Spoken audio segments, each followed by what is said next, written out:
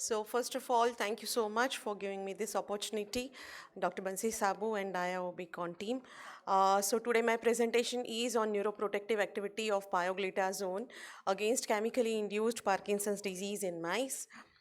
As we all know, Parkinson's disease is a neurodegenerative disorder which is mainly characterized by degeneration of dopaminergic neurons in substantia nigra and is manifested as motor dysfunction. The main protein which is dysregulated in PD is alpha-synuclein, and that is mainly responsible for the disease pathology. Now, in world, if we see the prevalence, then more than 5 million people are there who are suffering from PD only in United States. And in India, if we see the prevalence, then 1 in every 100 people over the age of 60, they are suffering from PD. And this ratio is going to get, this number is going to get doubled by 2030. The most important point is that when we come to know that the patient is suffering from PD, almost more than 60 to 80 percentage of dopaminergic neurons, they have been already damaged or lost. So that is when we are feeling helpless right now. So right now there are no treatments available. We are only able to maintain the patient or are able to take care of the patient. Now, if you see, then there is an undeniable correlation between diabetes and risk of developing PD, because there are so many reports which suggest that both these diseases, they share common pathology. So if you look at the molecular mechanisms of PD as well as molecular pathways or signaling pathways of diabetes, then there are so many pathways which are common, and that is why we thought that why not to repurpose the anti-diabetic agents or hypoglycemic agents for the treatment of PD so that it might be useful for the patients. So our rationale is that we have the thiazolidine class of drugs. The classical example right now I have taken is pioglitazone. We have already completed the work on many other drugs. Example is sitagliptin as well as tirzepatide. If I talk about pioglitazone, then it is PPR gamma agonist and is mainly responsible for decreasing the insulin secretion, insulin resistance, as well as mainly is known to activate the PI3K NRF2 pathway.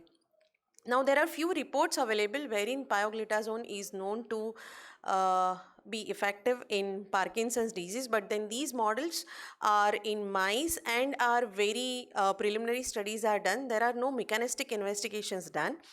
Also, there are few reports which report the pioglitazone activity on other diseases as well. So we thought that let us go ahead with pioglitazone first. So if you see the proposed mechanism of action, then pioglitazone is mainly activating the PI3K-AKT pathway and thereby causing the inhibition of GSK3 beta so that the aggregation of alpha-synuclein can be inhibited or can be halted. Also, it affects the CREB protein as so that to increase the levels of BDNF so that the NF-kappa B levels can be controlled and thereby neuroinflammation can be controlled. On the other hand, the antioxidant gene, that is KEAP1 NRF2 gene, is activated, which will ultimately cause the increase in antioxidant levels and will fight against the free radicals in our body. So the objective of this particular study was to first of all carry out in silico studies. Followed by that, we carried out efficacy studies, that is neuroprotective effect of pioglitazone in mouse models. And we also investigated the mechanism of action for the same.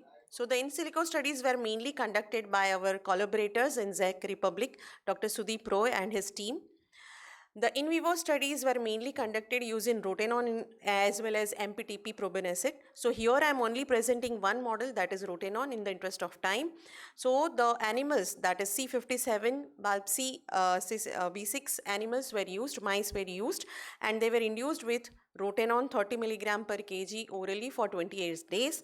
And together with that, there was there were another group of animals who were given both rotenone, that is inducing agent, as well as pioglitazone as a treatment.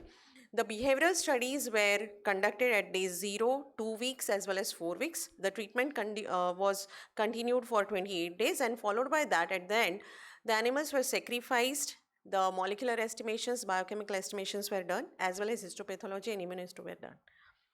So coming to results, we have in silico studies first. So we selected the targets, main two targets, which were the selected for pioglitazone, that is PI3K as well as NRF2, and these two targets were mainly selected from the PDB, that is 4YKN as well as 6SP1, and were studied for pioglitazone for its binding affinity. So this particular thing was done using the software Autodock Vina, and the dock score, that is molecular docking score, was obtained as minus 11.85 and minus 10.38 respectively for PI3K as well as NRF2. So this is a very good binding affinity if you see. We also studied the protein interactions with the ligand, that is with pioglitazone, using the molecular dynamic simulation studies.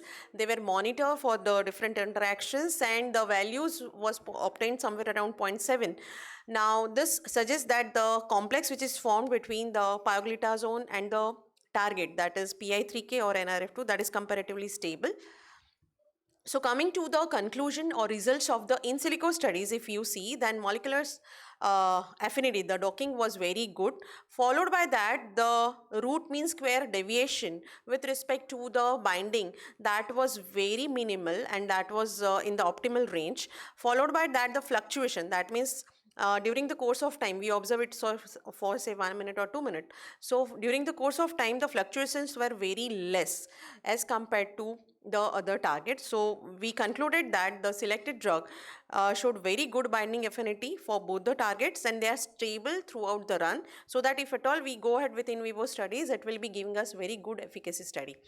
So with respect to in vivo studies, that is animal studies, as I have discussed earlier, we first of all conducted the neurobehavioral studies, wherein we had the wire hangs test, that is the animal is allowed to was hung from the wire and was allowed to fall during the stipulated time, and that was measured. So the latency to fall from the wire was measured, and as you can see, as compared to this is normal control animal wherein no treatment was given. This is rotenone, that is disease control. This is pioglitazone, that is again only pioglitazone treatment was given, and this is R plus P, that is disease induction was done and then pioglitazone was administered. So this is the group which is of our interest. So if you see the disease control group, the latency to fall was reduced significantly, and as compared to disease control group, the test group showed significant improvement. The same was observed with Y-maze test, wherein we observed the short-term memory, the spatial memory was observed. So the percentage alterations were significantly reduced in case of disease control group, and were again significantly improved, not only as compared to the disease control group, but also in comparison with the pioglitazone group. The third was beam walk test, wherein the animal is allowed to walk on the beam of a stipulated measurements, and the time taken to cross the beam was measured, which was significantly increased in disease control group, but obvious because the motor movements were affected, and that was significantly reduced as compared to disease control group in the test group, as you can see over here. Then we also measured the number of slips, because during the walking the animal may slip from the beam, so that was also measured, which was significantly increased in disease control and was reduced in test group, although it was not significant. Coming to pole test. So again we have a pole of say around 2 centimeter diameter, wherein the animal was allowed was put on the top of that particular pole and was allowed to descend from the pole. So time taken to turn, because the animal will not come directly downwards, but it will slowly turn and will slowly come downwards. So the time taken to turn was measured, as well as time taken to descend from the pole, that was also measured. So the time taken to turn was not altered significantly among the groups, but then time taken to descend from the pole significantly increased in disease control group and was significantly reduced in the test in our interest. Coming to the molecular estimations, you can see we have got several parameters like PI3K, AKT, NRF2, CREP, BDNF, alpha-synuclein, which are of interest. These all biochemical estimations, biochemical parameters were reduced in disease control and were significantly improved in the test group. Alpha-synuclein is really very important, because that is mainly determining the disease pathophysiology. So that is also significantly reduced as compared to disease control group, whereas the GSK3 beta as well as NF kappa, these both are increased in disease control and are reduced in test group. These are the antioxidant parameters. Again, they were altered and improvement was seen with respect to the test group. These are the Western blot, that is gene expression studies which we have conducted for the interest these two particular proteins, NRF2 as well as AKT. So these two, as you can see, these are disease control which are significantly reduced, and the treatment, there is significant enhancement. So there is improvement is seen. So hereby we confirm the hypothesis that antidiabetic drug pioglitazone really improves the it confers neuroprotective activity by activation of NRF2 as well as PI3K AKT pathway. These are the slides representative images of histopathology, wherein you can see that in the disease control group, the cellular density has reduced significantly, and that has been again restored or re-established in the treatment group. This is HE staining and this is nasal staining. Both are same. This is 10x magnification and this is 40x magnification. Finally, to confirm the findings of histo as well as the Western blot, we conducted the immunohistochemistry using the Th positive neurons, that is tyrosine hydroxylase enzyme, which is mainly responsible for the synthesis of dopamine in the brain. So rotenone induced group, that was the cellular density was reduced and which was restored in the test group. So coming to conclusion, the in silico studies showed that pioglitazone has what very good binding affinity as well as stability with both the proteins, both the targets. The in vivo studies demonstrated that the behavioral parameters, the biochemical parameters as well as the gene expression studies, the histopathological parameters were improved, and pioglitazone reduces the alpha-synuclein aggregation, the free radicals, the neuroinflammation in the brain, and thereby impairs the PD pathology and thereby confers the neuroprotection. So, future scope of study, we can further develop the clinically relevant models, and we can further conduct the dose modulation studies. These are the references.